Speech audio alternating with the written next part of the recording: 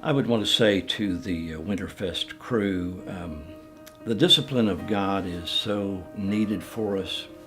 And the thing that I would want to share with you today is don't ever give up. Don't ever give up. That's what makes us different because of Jesus and his nature. You see, the thing that happened when he died on the cross and went to the grave was, if you look just for a moment at the window there, his disciples walked away. They gave up.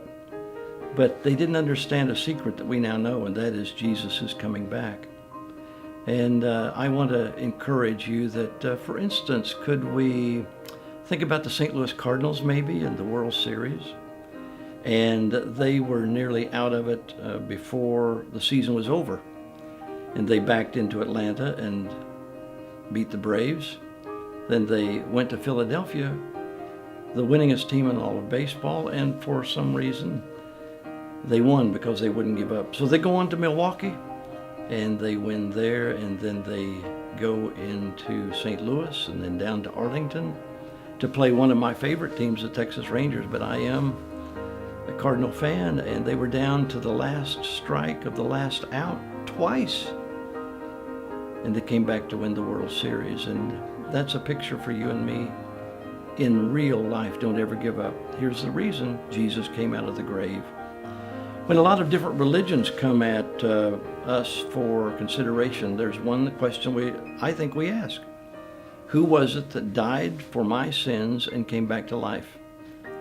And his name is Jesus. And so we never give up, because you see, a couple of places in the Bible, Romans 8:11 for one, 2 Corinthians 13:4 for another, says that we possess resurrection power. What for? So that when we go to the cemetery dead, that we can come back to life, not just for there. But those two texts are talking about that we have an ability to rebound and to come back from daily living. And that's the truth of it. And when we have the discipline to believe him, then I'm telling you, amazing things happen.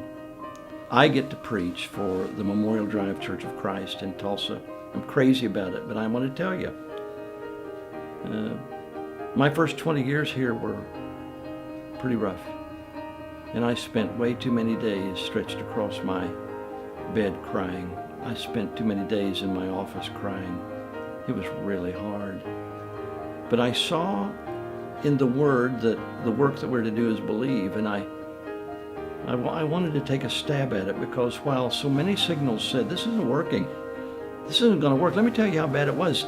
When I'd been here 90 days, I asked the elders if I could buy my own house, and they said to me, no, you don't have that permission because we don't think you're going to work out. Really?